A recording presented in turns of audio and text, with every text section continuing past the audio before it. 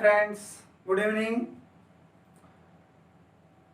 मैं आशा करता हूं कि आप इस लॉकडाउन में अपने परिजनों के साथ खुशी होंगे। मैं इस सर्राम मैथमेटिक्स एकेडमी के ऑफिशियली यूट्यूब चैनल पर आप सभी का अभिनंदन करता हूं। मैं सोनू आसीवाल आज एक नए वीडियो के साथ आपके सामने प्रस्तुत हुआ हूं। आज मैं आपके लिए एक मोस्ट इम्पोर्टेंट टॉपिक के साथ आपके सामने हाजिर हुआ हूँ और वो टॉपिक रहेगा हिंदी से संबंधित। हिंदी से संबंधित जो टॉपिक मैं आपको आज अध्ययन करवाने जा रहा हूँ उससे पहले मैं आपको बता दूं, जो हमारे चैनल पर पिछले जो वीडियो अपलोड किए गए थे वो राजस्थान जीके से संबंधित हैं और राजस्थान जीके से संबंधित जो भी प्रतियोगी परीक्षाओं में इम्पोर्टेंट महत्वपूर्ण प्रश्न हैं वो आएंगे। उसका आप बेस हमारे चैनल पर जाकर या डिस्क्रिप्शन पे जाकर आप उनका लिंक ले सकते हैं और वहां से अध्ययन करके अपना बेस बना सकते हैं। दोस्तों, वीडियो को आगे बढ़ाने से पहले आप इस चैनल को ज़्यादा से ज़्यादा सब्सक्राइब और लाइक तथा शेयर अपने मित्रों के साथ ज़रूर करें। आज हम बात करते हैं हिंदी का। अपने पास बिंदु है और वो है भाषा।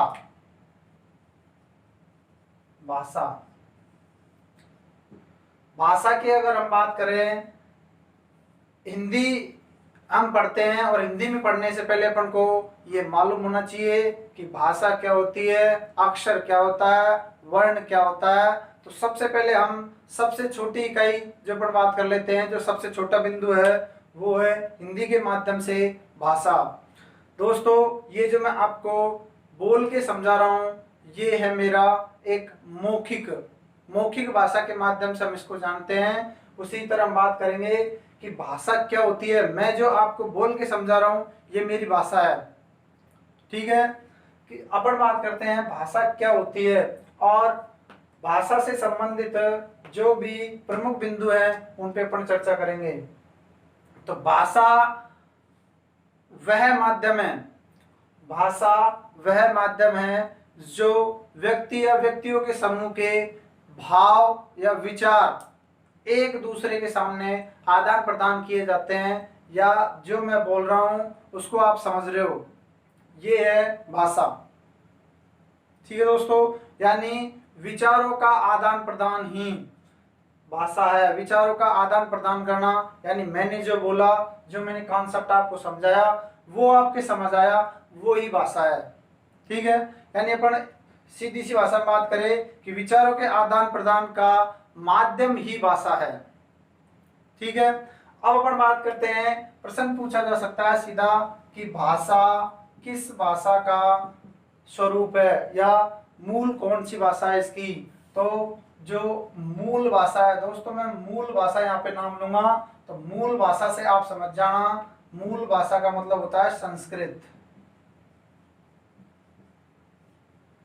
मूल भाषा,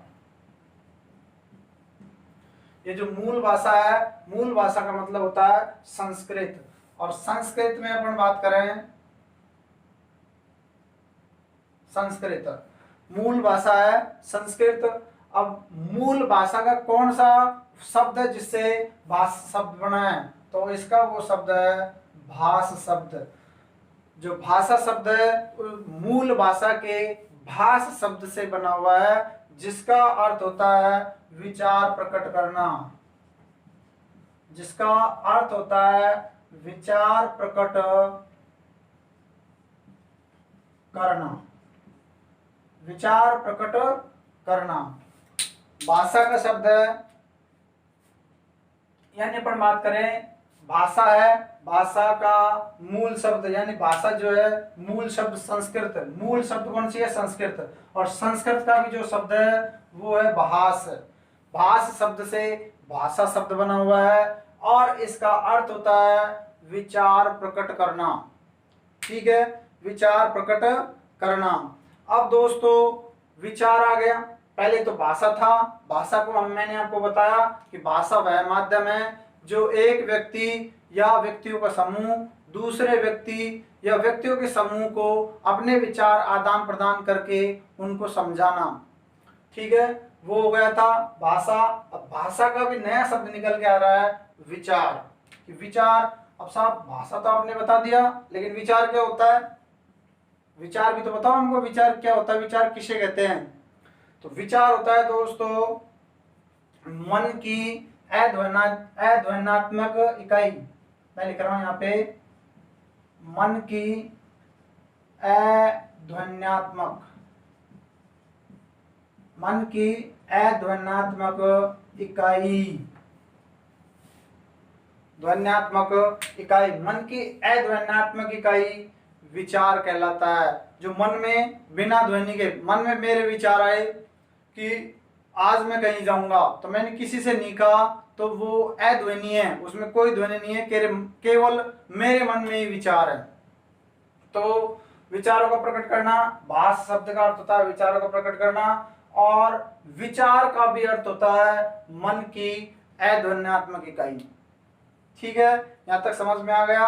अब अपन बात करते हैं भाषा के प्रकार। भाषा के कितने प्रकार हैं? भाषा के प्रकार, तो अपन बात करते हैं भाषा के 3 प्रकार हैं। पहला है, भाषा के 3 प्रकार हैं। पहला है सांकेतिक भाषा, सांकेतिक भाषा, मौखिक भाषा, लिखित भाषा, लिखित भाषा। तो ये है भाषा के 3 प्रकार होते हैं। भाषा के कितने प्रकार हैं? 3 प्रकार, टाइप ऑफ 3, 3 प्रकार। और 3 प्रकारों की अपन बात करें, पहला है मौखिक भाषा, दूसरा है लिखित भाषा, और तीसरा है सांकेतिक भाषा। तो अब हम इन तीनों की एक एक के बारे में बात करेंगे कि मौखिक भाषा क्या होती है, लिखित भाषा क्या होती है, लिखित भाषा के उदाहरण क्या हैं, मौखिक भाषा के उदाहरण क्या हैं, और सांकेतिक भाषा के उदाहरण क्या हैं। भाषा के 3 प्रकार हैं। ठीक है, अब हम बात करते हैं मौखिक। नंबर 1, मौखिक भाषा। मौखिक भाषा की अगर हम बात करें तो मौखिक भाषा कहते हैं किसी भी व्यक्ति को आमने सामने बैठकर अपने विचार व्यक्त करना, यानी उसको अपना माध्यम अपने सामने बैठकर ही समझाना मौखिक कहलाता है। और मौखिक की अगर अपन बात करें, विचारों का आदान प्रदान, यानी बोलकर किसी कोई चीज, कोई भी वस्तु या कोई भी जो बिंदु है उसके बारे में उसको समझाना, बोलकर समझाना मौखिक भाषा कहलाती है। ठीक है, अपने विचारों को किसी दूसरे के सामने बोलकर प्रस्तुत करना मौखिक भाषा कहलाती है। ठीक है, मौखिक भाषा के अगर अपन उदाहरणों की बात करें, एग्जाम्पल उदाहरण है मौखिक भाषा के। जो उदाहरण अपन बात करें, एक तो है साक्षात्कार। साक्षात्कार, ठीक है, साक्षात्कार जैसे अपन बात करें इंटरव्यू होता है, वो इंटरव्यू लेने वाले तो बिल्कुल शांत बैठे रहते हैं, एक बार प्रश्न उससे कर लिया, और फिर जो साक्षात्कार देने वाला होता है वो अपने भाषा के माध्यम से अपने विचारों को उनको समझाता है मौखिक में, वो ही मौखिक भाषा कहलाती है। अगर अपन बात करें, एक है मोबाइल फोन पर या फोन पर बात करना।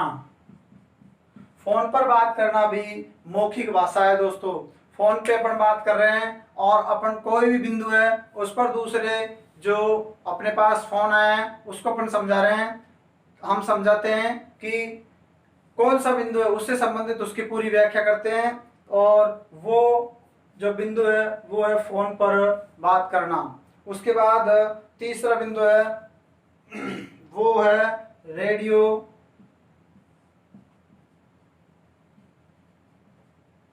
रेडियो से समाचार सुनना। रेडियो से समाचार सुनना। सीधा सीधा प्रश्न पूछा जाएगा कि मौखिक भाषा का निम्न में से कौन सा उदाहरण नहीं है। मौखिक भाषा का निम्न में से कौन सा उदाहरण नहीं है। उसके बाद अपन को 3 ऑप्शन मिलेंगे ये कि मौखिक भाषा का कौन सा उदाहरण नहीं है, 3 तो ये मिलेंगे। इनके अलावा अगर कोई चौथा ऑप्शन होगा तो वो ही अपना उत्तर होगा।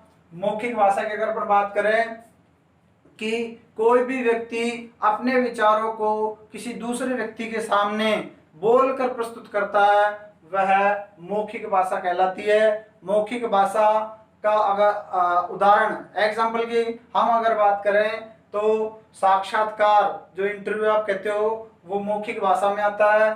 फोन पर बात करना वो मौखिक भाषा में आता है। रेडियो से समाचार सुनना ये भी मौखिक भाषा के अंतर्गत आता है। अब हम बात करते हैं लिखित भाषा। इसका आप स्क्रीनशॉट ले सकते हो। अब हम बात करते हैं आगे लिखित भाषा की।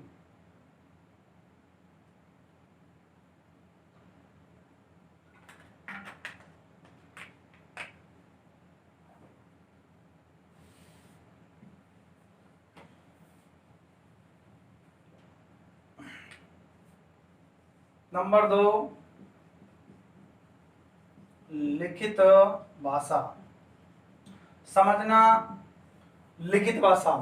लिखित भाषा क्या है, जो मैं सीधा उदाहरण बता रहा हूं, जो मैं आपको इस बोर्ड पर लिखकर समझा रहा हूं, यही मेरी लिखित भाषा है। आ गया समझ में? जो मैं आपको इस बोर्ड पर अपनी भाषा के माध्यम से, अपने विचारों के माध्यम से मैं आपको समझा रहा हूं, उदाहरण देकर, एग्जाम्पल देकर, जो भी चीज मैं आपको समझाता हूं इस बोर्ड पर, वो मेरी लिखित भाषा है। यानी अगर अपन बात करें, जब विचारों का आदान प्रदान लिख कर किया जाता है, जब विचारों का आदान प्रदान लिख कर किया जाता है, वह लिखित भाषा के अंतर्गत आता है। ठीक है, जैसे अपन बात करें लिखित में आता है अपने पास, उदाहरण में लिख रहा हूं समाचार पत्र।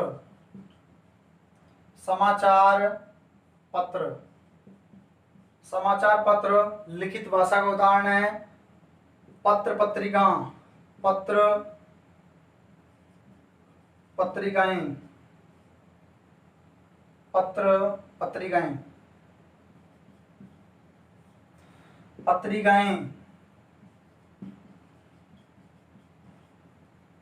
पत्रिकाएं। और एक आता है पुस्तकें। दोस्तों अपन बात करें लिखित भाषा का माध्यम माना जाता है। लिखित भाषा की अगर अपन बात करें, लिखित भाषा किसे कहते हैं कि वह व्यक्ति जो अपने विचार लिख कर अपना विचार अभिव्यक्त करता है, उसे लिखित भाषा कहते हैं। लिखित भाषा में अपन बात करें समाचार पत्र पत्रिकाएं और पुस्तकें, इसके अंतर्गत आती हैं। प्रश्न सीधा सीधा यहाँ से यही बनता है कि निम्न में से कौन सा लिखित भाषा के अंतर्गत नहीं आता। तो लिखित भाषा में 3 ऑप्शन देगा अपन को, समाचार पत्र पत्रिकाएं और पुस्तकें, ये तो होगा लिखित भाषा में। और एक दे देगा साक्षात्कार, तो अपना उत्तर होगा वहां पे साक्षात्कार। इसका आप स्क्रीनशॉट ले सकते हो।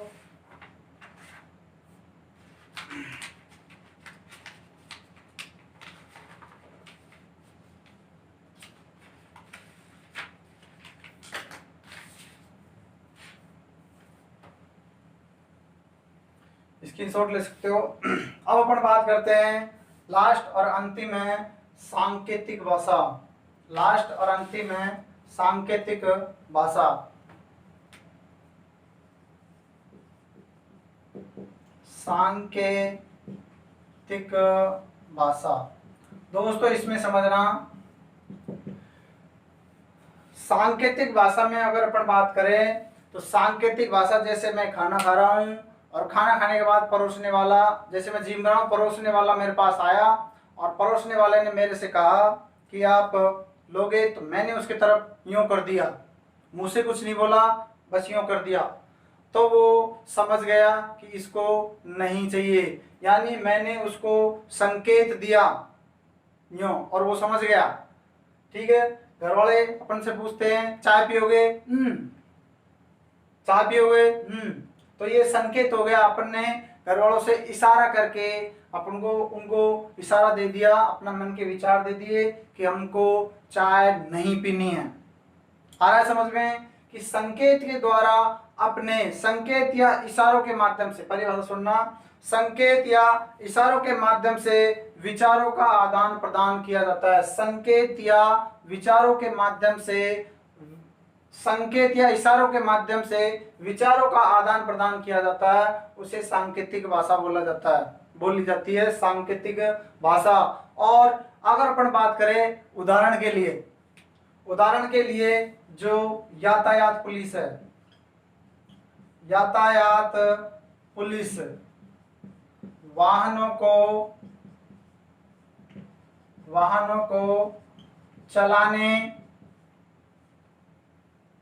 चलाने व रोकने के लिए काम आता है।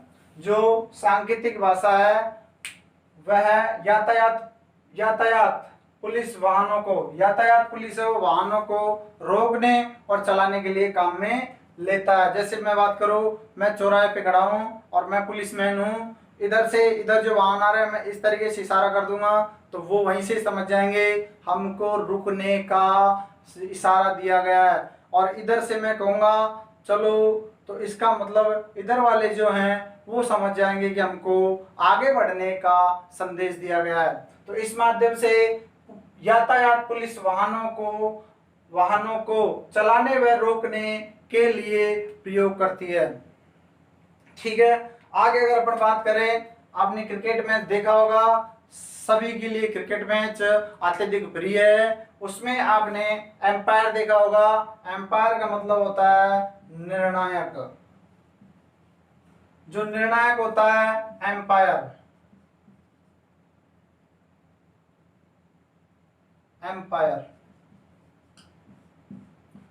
जो एम्पायर होता है, निर्णायक होता है, वह निर्णय देता है, वह सांकेतिक भाषा से देता है। ये एम्पायर होता है, एम्पायर निर्णायक होता है। और क्रिकेट मैच में आपने देखा होगा जो एम्पायर डिसीजन देता है, जो निर्णय करता है, वह इशारों के माध्यम से करता है। इशारों का मतलब जैसे ही छक्का जाता है, सिक्स जाता है, तो वह इस तरीके से इशारा करता है, और जैसे कि वह आउट हो जाता है, विकेट जाता है, तो ऐसे करता है, और अगर बाउंड्री लाइन चली गई तो फिर वो ऐसे इशारा देता है। तो दोस्तों, एम्पायर सांकेतिक भाषा का प्रयोग करता है, यानी संकेत के द्वारा वह अपने दर्शक हैं उनको समझाता है। ठीक है, अब अपन बात करते हैं आगे। जो अगला उदाहरण है शारीरिक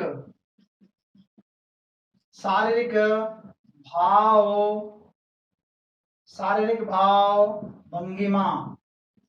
शारीरिक भाव भंगिमा का मतलब होता है दोस्तों कि शरीर के इशारे, शारीरिक भाव भंगिमा का मतलब होता है शरीर के इशारे, यानी शरीर के द्वारा जो भी इशारे किए जाते हैं वो सांकेतिक भाषा। जैसे अपन बात करें, छोटे बच्चे से मम्मी ने पूछा बेटा दूध पिएगा, बेटा पानी पिएगा, बेटा चाय पिएगा, तो यानी जो उसकी माँ है वह उसके इशारों के माध्यम से, यानी संकेत के माध्यम से उसकी माँ समझ जाती है कि पानी पिएगा या चाय पिएगा या नहीं पिएगा। कई बार अपन देखते हैं कि मम्मी है बेटे से पूछती है बेटा चाय पिएगा, ऐसे कर देता है, तो वो एक इशारा हो गया, एक संकेत हो गया उसके लिए। ठीक है, अब अपन बात करें जैसे सांकेतिक भाषा में यातायात पुलिस द्वारा गाड़ियों को रोकने व चलाने के माध्यम, जो जो माध्यम काम में लिया जाता है वो संकेत भाषा का होता है। जैसे अपन बात करें चौराहा होता है तो हाईवे पर इस तरीके से बना हुआ होता है ये, और बोर्ड लगा हुआ होता है, और हम यहाँ जा रहे हैं तो इधर बोर्ड मिलेगा अपन को इस तरीके से लगा हुआ, तो अपन समझ जाते हैं आगे चौराहा है। और इस तरीके से अगर बना हुआ है तो मालूम होता है अपन को कि आगे घुमाव है। तो यानी यातायात के नियमों में भी अपन को सांकेतिक भाषा का इशारा मिलता है, या वहां पे जो इंडिकेट जो इशारे दिए गए हैं वो यातायात में बहुत अधिक काम में ले जाता है। उसके बाद निर्णायक है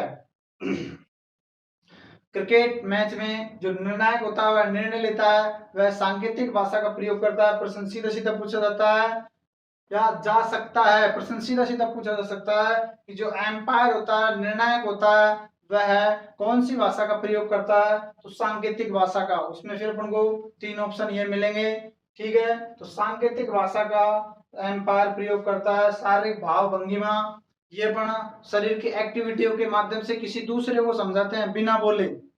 बिना बोले हम किसी को, सामने वाले को संतुष्टि पूर्वक समझा देते हैं, तो वो हमारी हो गई शारीरिक भाव भंगिमा। ठीक है दोस्तों, अब अपन आगे बात करते हैं। ये उदाहरण हो गए सांकेतिक भाषा के, इनका आप स्क्रीनशॉट ले सकते हो। अब अपन बात करते हैं कि सीधा सीधा प्रश्न पूछा जा सकता है कि सबसे सरल भाषा कौन सी है।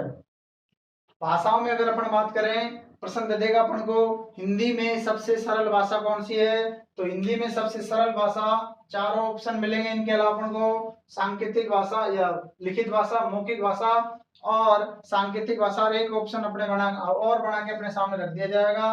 तो वहां पे फिर अपना उत्तर होगा मौखिक भाषा हिंदी की सबसे सरल भाषा है। ठीक है दोस्तों, फिर उसके बाद अपन बात करते हैं, उसके बाद फिर हम बात करते हैं सांकेतिक भाषा, जिसमें उत्तर आएगा और प्रश्न रहेगा कि हिंदी भाषा, हिंदी में सबसे कठिन भाषा कौन सी है। हिंदी में सबसे कठिन भाषा कौन सी है, तो हिंदी में सबसे कठिन भाषा है सांकेतिक भाषा। ठीक है, अब हम हिंदी भाषा की कुछ विशेषताओं के बारे में बात करते हैं। इसका आप स्क्रीनशॉट ले सकते हो।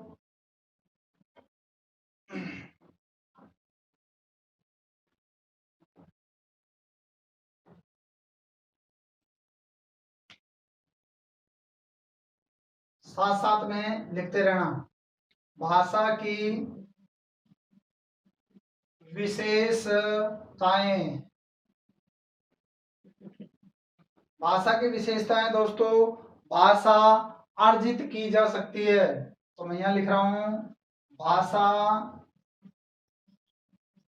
अर्जित संपत्ति है। भाषा अर्जित संपत्ति है। भाषा सामाजिक प्रक्रिया है। भाषा सामाजिक प्रक्रिया है। भाषा सामाजिक प्रक्रिया है। भाषा समाज में व्यक्तियों के मध्य आचार विचारों का आदान प्रदान, या समाज का जो स्तर होता है वो भी भाषा के माध्यम से होता है। हम किसी गांव में गए तो वहां का एटमॉस्फेयर, वहां का वातावरण हमको भाषा के माध्यम से पता चल जाता है। वहां का समाज कैसा है, वहां का जो वातावरण है वो कैसा है। तो भाषा सामाजिक प्रक्रिया है। कोई भी जगह हम जाएंगे तो वहां पे हमको भाषा के माध्यम से पता लग जाएगा कि यहाँ का जो सामाजिक परिवेश है वो कैसा है। ठीक है, नेक्स्ट अपन बात करें, भाषा परिवर्तनशील है। भाषा परिवर्तनशील है। भाषा परिवर्तनशील है।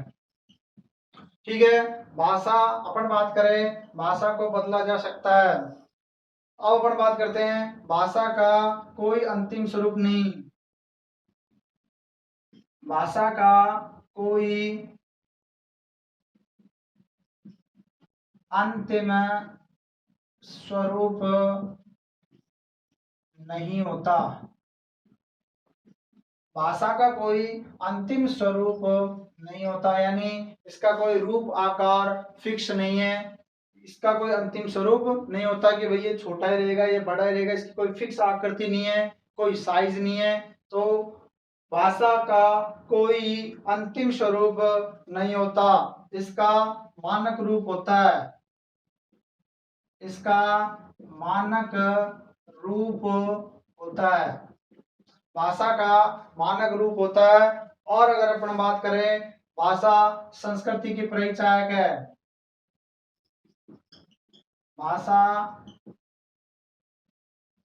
संस्कृति का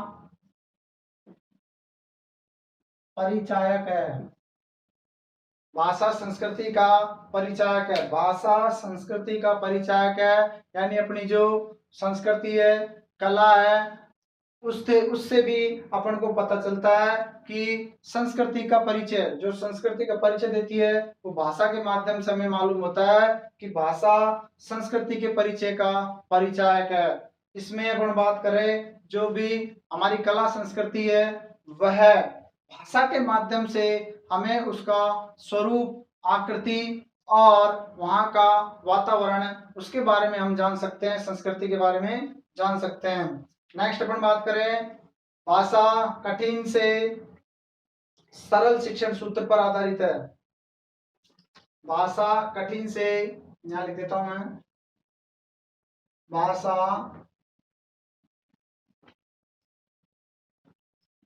कठिन से सरल भाषा कठिन से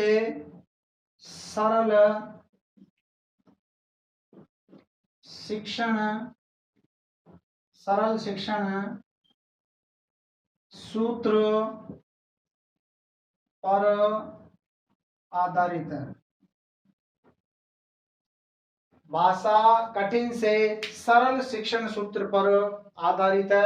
यानी भाषा की अगर अपन बात करें, पहले अपन कठिन का माध्यम देखेंगे और जैसे जैसे हम हिंदी को और आगे बढ़ाएंगे, यानी हिंदी पे ले लो, पहले अपन ने भाषा ली और भाषा से आगे हम धीरे धीरे जाएंगे कि भाषा की उत्पत्ति के बाद अक्षर आएगा, अक्षर के बाद वर्ण, ध्वनि आएगी, ध्वनि के बाद वर्ण आएंगे, वर्ण के बाद, यानी जैसे जैसे हम आगे बढ़ेंगे तो सरल शिक्षण के सरल शिक्षण जो है हमारे सामने प्रस्तुत होगा। यानी भाषा है जो कठिन से सरल शिक्षण सूत्र पर आधारित है। ठीक है दोस्तों, तो ये था भाषा से संबंधित बिंदु। अपन ने भाषा की विशेषता की बात करी, भाषा अर्जित संपत्ति है, भाषा सामाजिक प्रक्रिया है, भाषा परिवर्तनशील है, को भाषा का कोई अंतिम स्वरूप नहीं होता, मानक रूप होता है, भाषा का मानक रूप होता है, और भाषा संस्कृति का परिचायक है।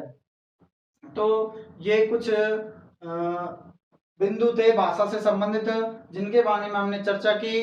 अब अपन बात करते हैं, जो शिक्षण सूत्र हैं वो कठिन से सरल की ओर चलता है, मैंने आपको लिख दिया। शिक्षण सूत्र है वो कठिन से सरल की ओर चलता है, और जो मित्र रीट की तैयारी कर रहे हैं उनमें भाषा से संबंधित एक प्रश्न आता है और प्रश्न पूछा जाता है कि भाषा के कितने कौशल होते हैं, भाषा के कितने कौशल होते हैं। तो भाषा के हम बात करें 4 कौशल होते हैं, वो होते हैं लिखना, बोलना, सुनना, पढ़ना, यानी कौशल। भाषा के कौशल 4 होते हैं दोस्तों। यहाँ भाषा से संबंधित है, जो रीट की तैयारी करें उनके लिए ये प्रश्न बनता है, सीधा सीधा प्रश्न पूछा जाएगा कि भाषा के कितने कौशल है। तो भाषा के 4 कौशल हैं, सुनना,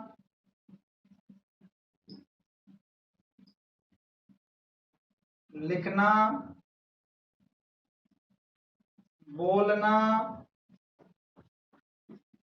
पढ़ना। सुनना, लिखना, बोलना, पढ़ना, सुनना, लिखना, बोलना, पढ़ना। ये था दोस्तों भाषा से संबंधित कुछ बिंदुओं के बारे में हमने चर्चा की। दोस्तों अगर आपको वीडियो पसंद आई हो तो ज़्यादा से ज़्यादा लाइक, सब्सक्राइब और शेयर ज़्यादा से ज़्यादा करें। मिलते हैं नए वीडियो में। जय हिंद, जय भारत, धन्यवाद।